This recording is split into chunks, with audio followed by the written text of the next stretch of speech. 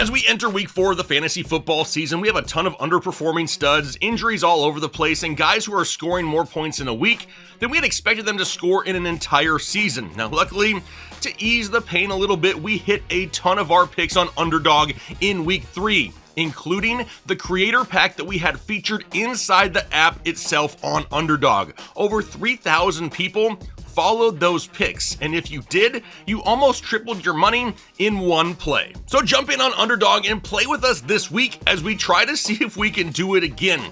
Just be sure to use the promo code Headliners when you sign up for your new account, so you get a free player pick and a deposit bonus when you sign up using that promo code. Now, in my show every Friday, I'll break down my top 6 picks of the week. But if you really want to dive into this world, then become a channel member right here on YouTube for access to our Discord where we talk picks all week long. Plus, if you're already in our Discord, you get a huge discount to NextPlay, and they hand out even more picks than we do. High hit rates and immaculate vibes. Now, there are links to everything down below in the description, and I'll also pin a comment so it's easy to find as well. But now with week 4 here, let's go ahead and dive into this week's waiver wire show. And let's first start off with some of the injuries that we saw in week 3, because once again, there are quite a few. Less quarterbacks this week, so that's a positive, but wide receivers and running backs are starting to fall. The first one, how about Terry McLaurin? Now, he suffered a quad injury and left the game early,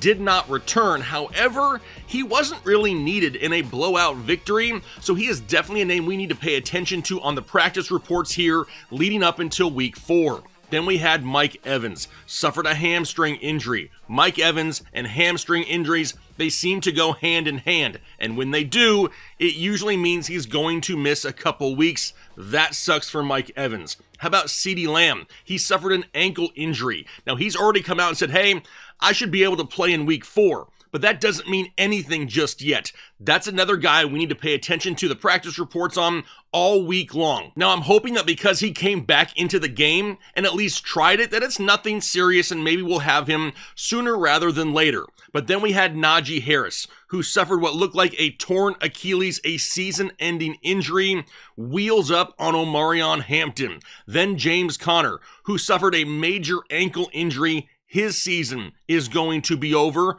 Fire up Trey Benson in week 4. And then lastly, not a big name, but I did want to mention De'Ami Brown of the Jacksonville Jaguars, who suffered a shoulder injury. He left late in the first half. Really unsure what his status is for next week as well. But why do we care about him?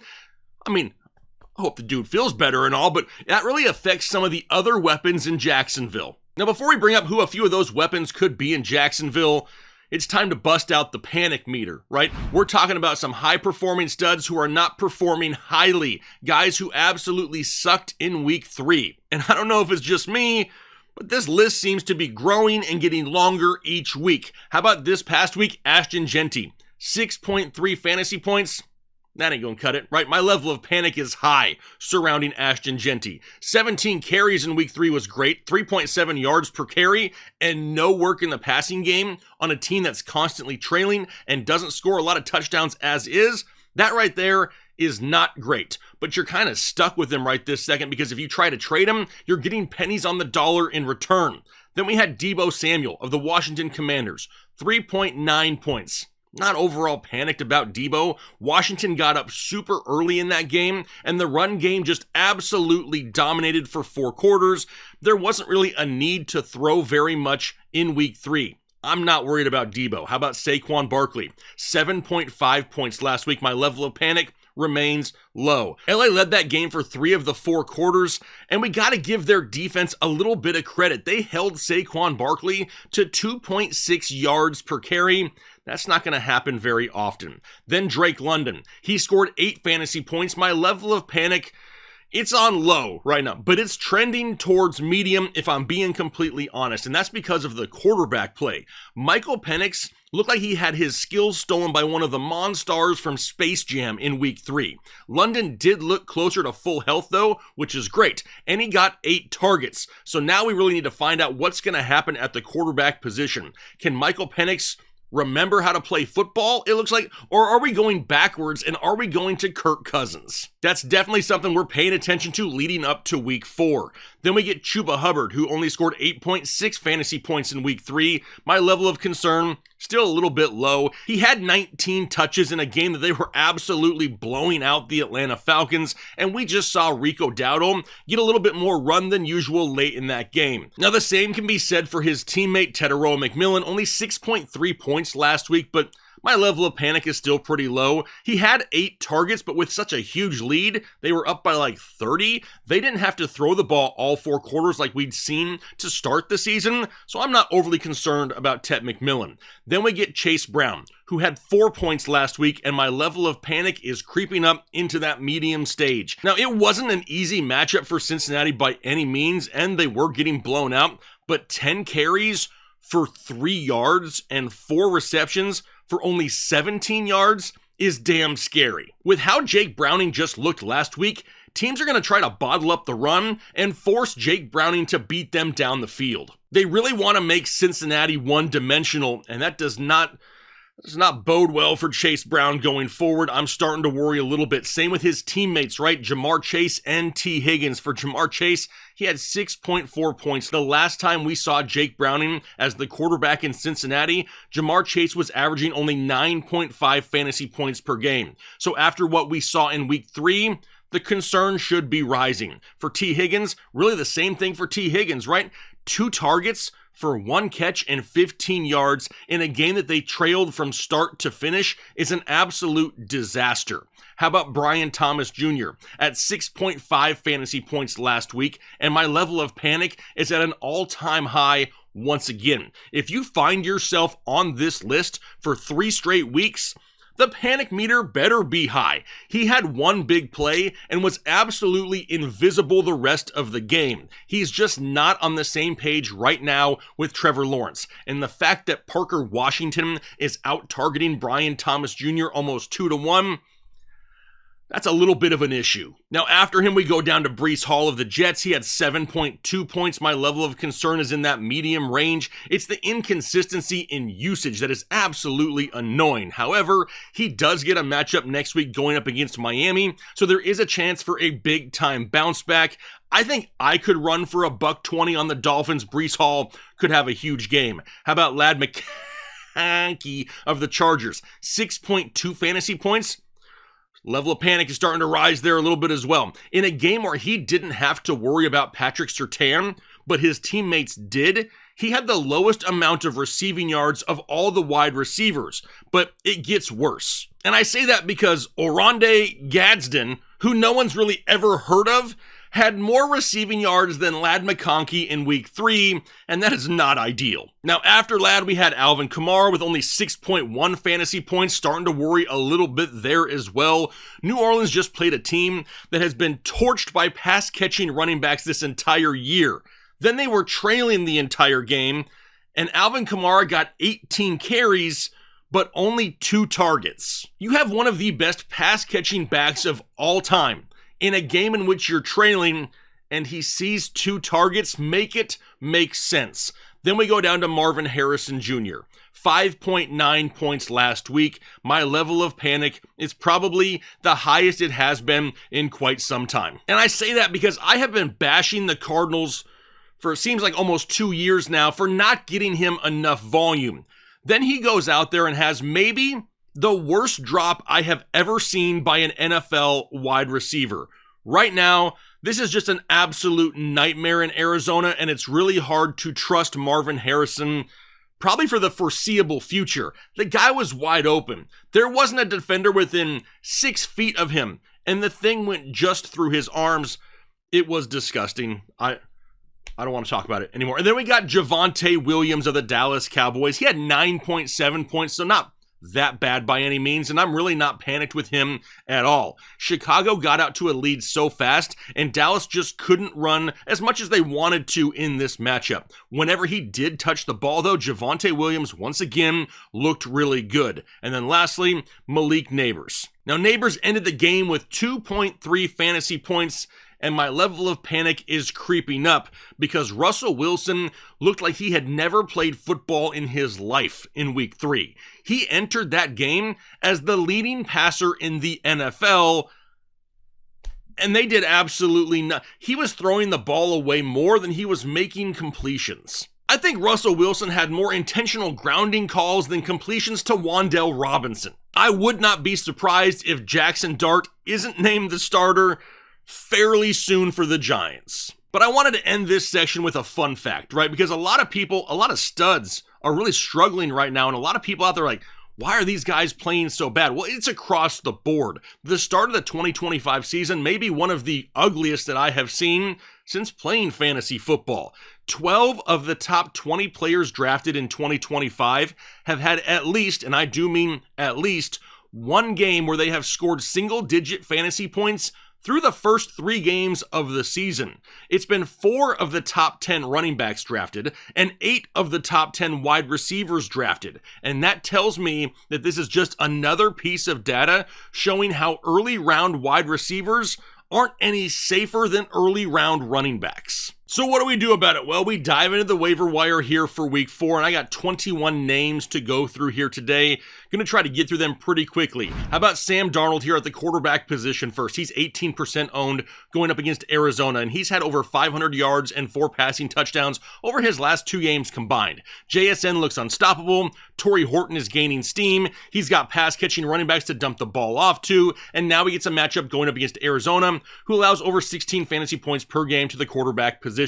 Then Geno Smith, he's 20% owned going up against Chicago. And after 3 weeks, we have seen how much Las Vegas is going to be throwing the football this season, with them playing from behind more times than not, and a matchup this week going up against the Chicago Bears, who allow over 20 fantasy points per game to the quarterback position. Geno's an option if you need a quarterback this week. And then Matthew Stafford as well. He's 32% owned with a matchup going up against Indianapolis. And with 30 plus pass attempts a game and guys like Devontae Adams and Puka Nacua in the mix, Stafford's floor is going to remain safe weekly. Now, on paper, Indianapolis is pretty solid against opposing quarterbacks, but they lost to a Miami team who looked absolutely confused in week 1, and then they just played Cam Ward in week 3.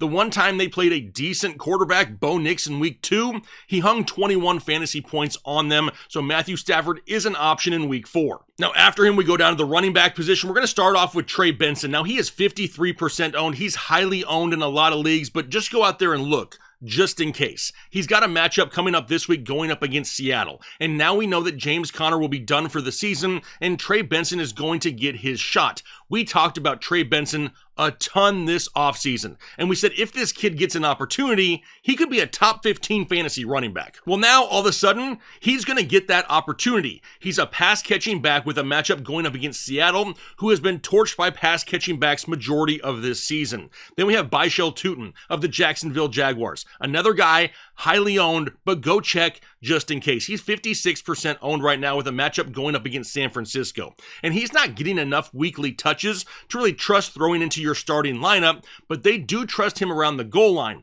And if anything were to happen to Travis Etienne, we could be looking at Tutin being a 20-touch-a-week guy. He is an absolute must-have for Travis Etienne owners. Then we get down to a couple guys in Washington, Jeremy McNichols and Chris Rodriguez. Now, McNichols, only 3% owned. They got a matchup coming up this week going up against Atlanta. And I'm going to get a ton of questions this week about this backfield, probably a lot about Jeremy McNichols. But this backfield is an absolute mess. It's a nightmare. It's a split that goes 4 ways. Now, last week, Jeremy McNichols finished as the RB11 on the week, and that's why we're going to get so many questions. But almost all of his production came on a 60-yard touchdown. He only had 4 touches total last week. Now, I don't know about you, but I'm not in the habit of starting a guy at the running back position who's getting 4 touches a week and then having to rely on a big-time touchdown. But that takes us down to Chris Rodriguez, who's only 1% owned. And Rodriguez led this backfield in touches. However, a bulk of those touches came when the game was out of hand in the second half. You gotta remember that whether it's Marcus Mariota or Jaden Daniels, they're going to be getting carries as well. Then when you add in Ja'Cory Krosky-Merritt, or if you want to call him Bill, this could be a 4-way split each and every week in Washington, which is a total nightmare. So am I opposed to grabbing them? No. But am I going to grab them and throw them in my starting lineup and expect big numbers? No, I'm not going to do that either. But the facts are this. There are just not a ton of running backs out there available on the waiver wire that are startable right now anyway. If I'm going to stash a running back, I at least want to stash a guy who's one injury away from a big time workload. Not stash a guy who's still going to be splitting with 2 to 3 other people, even if he gets an opportunity. So let's then move on to the wide receiver position, which we know is absolutely stacked in fantasy football. How about Torrey Horton of the Seattle Seahawks? He's only 2% owned, and he was one of my biggest off-season sleepers that I talked about. And he's already been in this very show, like 3 of the first 4 weeks of the season, yet he's still only 2% owned. He's already playing over 50% of the snaps. He now has touchdowns in back-to-back games. He's returning kicks, and his role is growing weekly. He is very easily about to be the wide receiver 2 in Seattle, and Sam Darnold doesn't look half bad. Then we get Alec Eomanor in Tennessee, who's 20% owned with a matchup going up against Houston. And he may not be getting the most targets on the team, but he's getting the ones that matter. He has touchdowns now in back-to-back weeks and has scored at least 10 fantasy points in back-to-back games. He is quickly becoming the big play guy in Tennessee that a lot of people expected Calvin Ridley to be. Now, after him is Calvin Austin of the Pittsburgh Steelers. He's 15% owned going up against Minnesota. And this is kind of like the modern-day Randall Cobb for Aaron Rodgers. And we've kind of seen that 2 of at least the first 3 games of the season. He's averaging almost 16 yards per reception. And if we can keep him right around 5 targets a game, he could easily be a flex option by the time we get to bye weeks. Now, he is a little bit more big play dependent, but we've seen the big play multiple times already in this young season. Then we get to Sterling Shepard of the Tampa Bay Buccaneers. He is 0%. Nobody wants Sterling Shepard in fantasy football. And now he's got a matchup going up against Philadelphia. We know that Chris Godwin is still working his way back from injury. Mike Evans just suffered a hamstring injury. He could miss some time. And Egbuka was banged up coming into week 3 already. Now what that tells me is Sterling Shepard could be in line for some more targets. He just had 4 catches for 80 yards last week. And remember, there's chemistry between Baker and Sterling Shepard. Do you remember why? They played together in college. That's why every once in a while, Sterling Shepard is a thing in Tampa Bay. Then we get down to Kevontae Turpin of the Dallas Cowboys. He's only 4% owned with a matchup coming up against Green Bay. Now, Dallas has made a conscious effort to really include him more in the offense this year. He's getting touches on the ground. He's getting targets through the air. And with the injury to CeeDee Lamb, even if he does play, he will not be 100% healthy, and that opens up the door for potentially more targets going the way of Kevontae Turpin. The kid is a lightning bolt. He's the type of player that can take a slant across the field 80 yards to the house. Now, no, he's not some safe weekly start. But if you're looking to catch lightning in a bottle and you have to put somebody in your lineup, maybe in a super deep league, Kevontae Turpin could be an option. How about Christian Kirk in Houston? He's 30% owned with a matchup going up against Tennessee. And it was a great sign that he got 8 targets in his first game back from injury. Now, he only brought in 3 of them, but it's going to take some time for him and CJ Stroud to get on the same page. We have seen slot wide receivers excel in Houston. Think of Tank Dell the last couple of years. Once Christian Kirk gets up to game speed and some chemistry with CJ Stroud, we could be looking at something similar. Then we get to Parker Washington in Jacksonville. He is 0% owned. Don't nobody out there have Parker Washington either. Now they have a matchup going up against San Francisco. And we mentioned earlier that Diami Brown is injured. How much time, if any, does he really miss? But that means that we should be getting more targets going the way of Brian Thomas Jr. and Travis Hunter, right?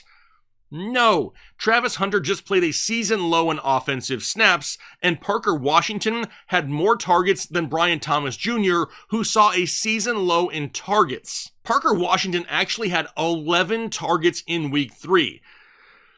I don't get it either, right? But obviously he's like the binky right now to Trevor Lawrence in this offense. Now up next is Quentin Johnston. He is highly owned, once again, 65% owned, but please, go out there and just check. I know there's a lot of leagues where he may be sitting on your waiver wire, and if he is, please grab him. He has now had 7+ targets in 3 straight games. He's had a play of at least 30 yards or more in 3 straight games, and has 3 touchdowns in the first 3 games of the season. I don't know what changed in LA, but they have seemed to unlock Quentin Johnston. It may be the play of Keenan Allen, right? So much defensive attention going the way of Keenan Allen that Quentin Johnston is out there winning one-on-one matchups, so go out there and take a look and see if he's available. Then we get Tyquan Thornton of the Kansas City Chiefs. He's only 1% owned, going up against Baltimore. And what is his role going to be when Xavier Worthy and Rashee Rice return? That is the biggest question. But this guy has been the big playmaker in Kansas City now for multiple weeks. He's got touchdowns in back-to-back games. He just led the team in targets in week 3 and has had at least a play of 30 yards or more in 3 straight ball games. Now, even if Xavier Worthy were to come back in week 4, I think it's safe to say that he's not going to be 100% healthy, and we know that we don't have Rashee Rice for a couple more weeks, which means Tyquan Thornton could have some value, at least here in the near future. But now let's talk about some tight ends, right? A lot of people got to be streaming some tight ends because the position is an absolute nightmare. How about Brenton Strange of the Jacksonville Jaguars? He's 25% owned, going up against San Francisco. Now, he just out-targeted Brian Thomas Jr. and Travis Hunter himself in week 3. He's had at least 7 fantasy points in 2 of the 3 games this season, and over the last 2 weeks, San Francisco has allowed at least 10 fantasy points per game to opposing tight ends. Plus, touchdowns to tight ends in back-to-back weeks with Trey McBride and Juwan Johnson. Then we got Hunter Henry in New England. He's 50% owned. The highest of all tight ends we'll talk about here today, but go out there and just check. He has a matchup coming up against the Carolina Panthers. And he just had himself a huge, and I mean huge week 3, 11 targets, 8 catches, 90 yards, and 2 touchdowns. Now, no. That is not going to be the case weekly. However, he does have at least 8 fantasy points in 2 of the first 3 games this season. Now he gets a home game against the Carolina Panthers. Then we get Mason Taylor of the New York Jets. He's only 6% owned with a matchup going up against the Dolphins. And it's going to be really interesting to see whether his role has expanded, or does Tyrod Taylor just love throwing the ball to his tight ends? Because we just saw Mason Taylor have a season high in targets with 6. Plus, he's on the field all the time. 78% of the time, he's out there on offensive snaps. Now he gets a matchup going up against Miami, who has been absolutely smoked by tight ends here in 2025. Then we get down to Cade Otton in Tampa Bay. He's 15% owned with a matchup going up against Philadelphia. And do you remember last year when all the Tampa Bay wide receivers got hurt and Cade Otton kind of turned into Diet Gronk? Well, Evans is currently hurt. Godwin is not close to 100%. Emeka Egbuka is not 100%. He's banged up as well. Could that happen again in week 4? Now, we know he is on the field all the time. He's been out there for 90% of the offensive snaps in 2025. The problem is he hasn't been seeing any targets because they have so many other weapons. If those other weapons are out, do we see more Cade Otton in week 4? It's possible. He could be a boom or bust play. And then lastly, Chig Okonkwo of the Tennessee Titans, 21% owned, going up against Houston. Now, the ceiling is low because Tennessee can't score very many points, but Chig has got at least 6 targets in each of his last 2 games and now has a solid matchup going up against Houston, who he had a 70-yard touchdown against just last year. So if you're in a pinch and you need a tight end, like I said, the ceiling isn't very high, but at least the floor is somewhat safe. Which means now it's time to go to our waiver wire power rankings. You've seen the players, but in what order do you need to prioritize them to pick up? Well, right there at the top, we don't have a lot of running backs, right? So when you find one, if there's one out there, you grab him. That's why Trey Benson is at the top of the list, but he is highly percent owned. Remember, we talked about that. Same with Quentin Johnston. Over 60% owned, not going to be there for a lot of people, but if he is, he should be near the top of your list. Then we get down to Byshell Tootin, the other highly owned guy at 56%. But then we get to the lower owned guys like Kavonte Turpin being next. He could see increased usage with no CeeDee Lamb. Then Alec Eomanor, who's going to get more opportunity. opportunities as the season progresses, followed by Torrey Horton, who I absolutely love. Then Tyquan Thornton. He would be higher, but we really don't know how long is his value going to last. When do we see Xavier Worthy at 100%? Because if we have a few more weeks of it, he could find himself above Alec Eomanor. We just don't know right this second. Then we have Calvin Austin, Sterling Shepard, Christian Kirk. Can that role grow for Christian Kirk? If the targets stay there in week 4, he will fly up this list. Then Parker Washington.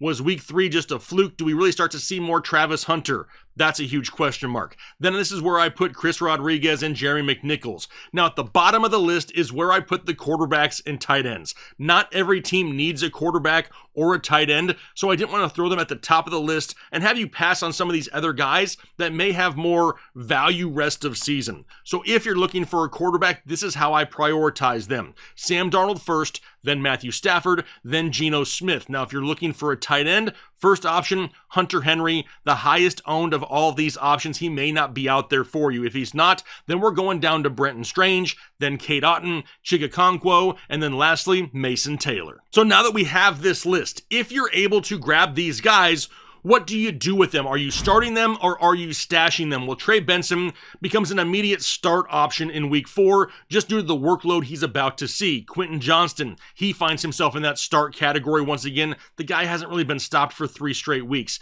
If you have Byshell Tootin, he's more of a stash, right? He's not getting enough volume. He's reliant on that touchdown every single week, and I don't think he scores one every single week, so we're kind of stashing him for right now. Kevontae Turpin, if CeeDee Lamb were to sit, Turpin becomes a guy, especially in deeper leagues, that I would not mind starting in week 4. Then we have Alec Eomanor. We need the volume to continue to increase, more of a stash as of right now, along with Torrey Horton, Tyquan Thornton, Calvin Austin, Sterling Shepard, Christian Kirk, Parker Washington, Chris Rodriguez, Jerry McNichols. All these guys are more stashes this week. Now, there can be an argument made for Tyquan Thornton. My biggest concern there in starting him is they have a matchup upcoming against the Baltimore Ravens. It will not be an easy matchup for them. But depending on the options you have on your team, his upside remains super high. Now, obviously, the quarterbacks that I've included, the tight ends that I've included, more than likely are going to be spot starts for you if needed. So Sam Darnold, Matthew Stafford, Geno Smith, if you got to stream a quarterback, you can start them. Hunter Henry, Brenton Strange, got them as starts too, but then we get to Cade Otton, and this one is like terrifying, right? If you start Cade Otton, he could go out there and score 15 points. He could go out there and score 0 points. There's really a boomer bust factor surrounding Cade Otton, but the ceiling is pretty high if he gets targets. Then Chigakonkwo and Mason Taylor. We need to see if Justin Fields returns. Does the volume stay there for Mason Taylor, or is that just a Tyrod Taylor thing? I don't want to rush to pick him up and then have him do absolutely nothing. He's a little bit more of a stash on your bench as of right now, which only leaves us the FAAB budget that you should be spending on these players. Now, if Trey Benson is an option for you, I'm going up to 60% of my FAAB budget. Quentin Johnston and the rest of the wide receivers, we're not going to overspend, right? Because there are so many options. I don't want to go out there and blow a huge wad of my FAAB budget on a wide receiver when there's a lot of other guys out there that have similar upside. Now, Quentin Johnston being the highest of all these guys, he does have the highest FAAB budget of up to 25%, but then we get to Byshell Tootin at 20%, unless you're an ETN owner, that needs to creep up. But then we have Kevontae Turpin, Alec Eomanor, Torrey Horton, Calvin Austin, Tyquan Thornton. They're all up to 15% of your FAAB budget. Then we get down to Sterling Shepard, Christian Kirk, Parker Washington, Chris Rodriguez, Jeremy McNichols, only up to 10% because we really don't know if this is something that's going to continue. There's a lot of questions surrounding these offenses, and I don't want to throw a ton of money at a guy who's basically unproven at this point. Now, after those guys, we get down to the quarterbacks, same type of thing. I don't want to spend a ton of my FAAB budget on a quarterback that I need for just 1 week. Maybe if you're looking for somebody rest of season, you can creep this up a little bit, but only 10% on the quarterbacks we discussed today. And then the tight end position, same thing, right around 10%. The tight end position is hit or miss. It's boom or bust every single week. It's an absolute nightmare. Most of the studs, like the 3 studs we have available, they're not even overly consistent each week. I'm not going to go out there and put a ton of money on a tight end that may go out there and literally score you 1 point in week 4. So we try to keep those bids a little bit lower, but let's also look at a few streaming Ds if you need some defensive help in week 4. We got the Washington Commanders going up against Atlanta.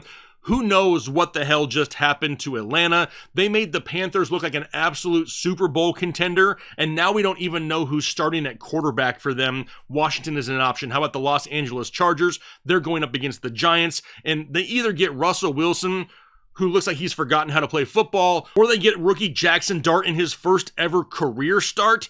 That's a good opportunity for the LA Chargers to put up some defensive points. And then Houston going up against Tennessee. Now, Tennessee continues to be one of the lowest scoring teams in the NFL, and the Houston defense has a great pass rush, and Derek Stingley should be able to take away the top wide receiver option in Tennessee. Whether that's Calvin Ridley or Elikeo Minor, we really don't know for sure yet, but definitely lowers the overall ceiling of production when it comes to Tennessee Titans, and that's why Houston is an option as well this week. Now, I have seen the comments over the last few weeks of, okay, but what players can we drop? The players to drop section in this show will start next week. We always try to give most players 4 weeks, the first month of the season. By that point, we have a good idea of what they're going to be long term before we make some brash, stupid decision and drop a player that we really shouldn't. So for those of you looking for that section, it'll be in this show starting next week. So there you have your waiver wire show for week 4 fantasy football. Just remember, don't go out there and make any crazy decisions just yet. Let's get through the first month of the season.